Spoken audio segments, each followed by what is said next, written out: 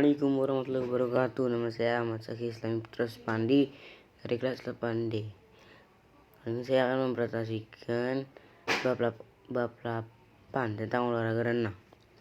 Renang olahraga yang melombakan kecepatan atlet renang dalam berenang.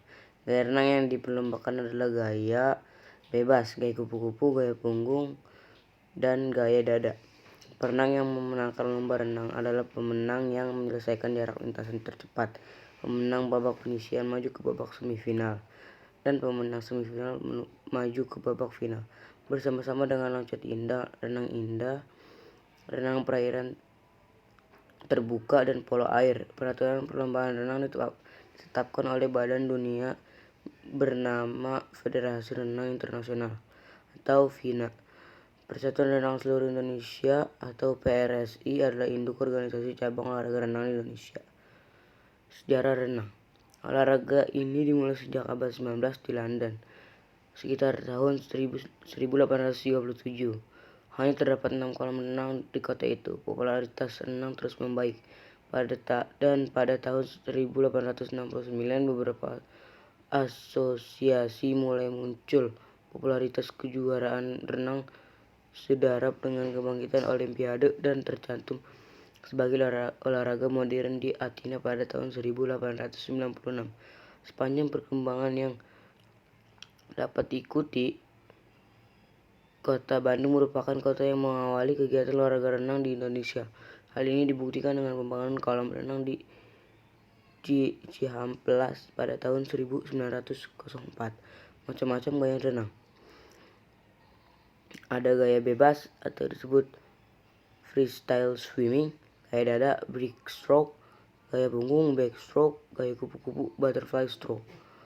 Gaya bebas adalah berenang dengan posisi dada menghadap ke permukaan air. Dua belah tangan secara bergantian digerakkan jauh ke depan dengan gerakan mengayuh, sementara kedua belah kaki ke depan secara bergantian dicambukkan naik turun ke atas dan ke bawah.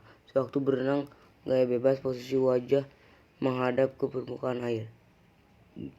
Pernapasan dilakukan saat lengan digerakkan keluar dari air, saat tubuh menjadi miring dan kepala berpaling ke samping waktu mengambil napas.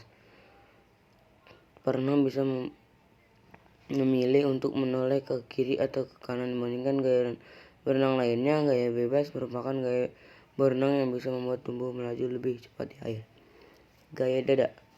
Gaya dada merupakan gaya berenang paling populer untuk renang rekreasi. Posisi tubuh stabil dan kepala dapat berada di luar air dalam waktu yang lama. Gaya dada atau gaya katak adalah berenang dengan posisi dada menghadap ke permukaan air, namun berbeda dengan gaya bebas. Batang tubuh selalu dalam keadaan tetap. Kedua belah kaki menendang ke luar, sementara kedua belah tangan diluruskan di depan. Kedua belah tangan dibuka ke samping seperti gerakan membelah air agar badan melaju lebih cepat ke depan. Gerakan tubuh meniru gerakan katak yang sedang berenang sehingga disebut gaya katak. Pernapasan dilakukan ketika mulut berada di permukaan air setelah satu kali gerakan tangan sampai kaki atau dua kali gerakan tangan kaki. Gaya punggung.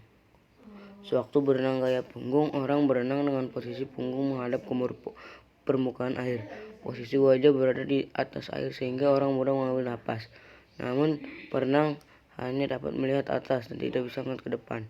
Sewaktu berlomba, perenang memberikan dinding tepi kolam dengan menghitung jumlah gerakan.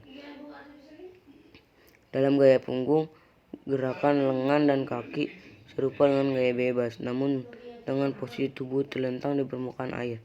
Kedua belah tangan secara bergantian digerakkan menuju pinggang seperti gerakan mengayuh. Mulut dan hidung berada di luar air sehingga mudah mengambil atau membuang napas dengan mulut atau hidung. Gaya kupu-kupu. Gaya kupu-kupu atau gaya lumba-lumba adalah salah satu gaya berenang dengan posisi dada menghadap ke permukaan air. Kedua belah tangan secara bersamaan ditekan ke bawah dan digerakkan keluar sebelum diayunkan ke depan, sementara kedua belah kaki secara bersamaan menendang ke bawah, dan ke atas seperti gerakan sirip ekor ikan atau lumba-lumba. Udara dihembuskan kuat-kuat dari mulut dan hidung sebelum kepala muncul dari air, dan udara dihirup lewat mulut ketika berada di luar air. Manfaat berenang antara lain: 1. Membentuk otot. 2. Meningkatkan kemampuan fungsi jantung dan paru-paru. 3. Menambah tinggi badan.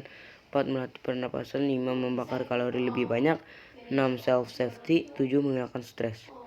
Sekian dari saya. Wassalamualaikum warahmatullahi wabarakatuh.